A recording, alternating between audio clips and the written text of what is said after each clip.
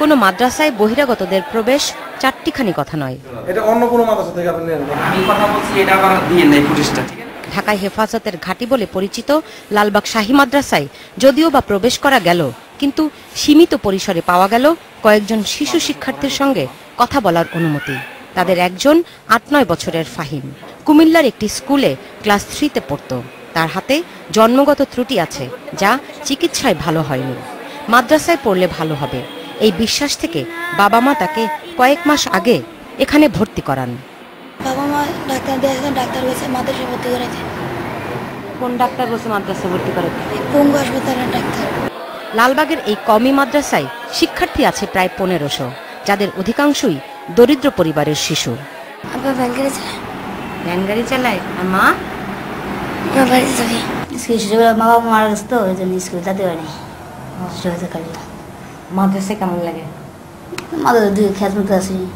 খাওয়া, গোসল, ঘুম এমন অতি আবশ্যক বিষয়াদি বাদে তাদের সার্বক্ষণিক কাজ কুরআন মুখস্থ করা এবং ইসলামী হুকুম আহকাম কঠোরভাবে অনুশীলন করা। কিন্তু যে কুরআনের আলোকে জীবন গড়ার কথা তার কিছুই বোঝে না তারা। কি বললা এতক্ষণ? সূরা। কি সূরা? সূরা মুদ্দাসির। কি বলছে এই সূরায়?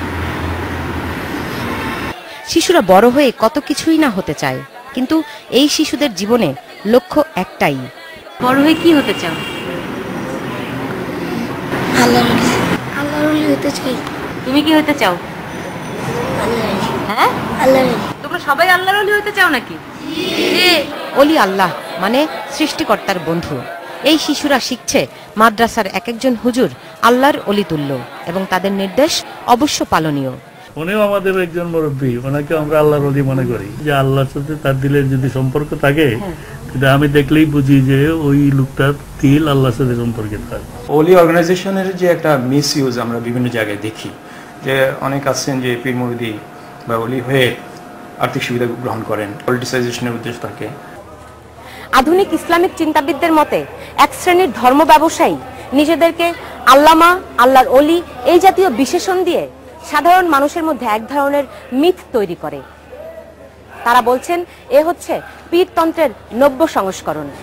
সাধারণ মানুষের সহজ সরল ধর্মীয় বিশ্বাস তাদের একমাত্র পুঁজি।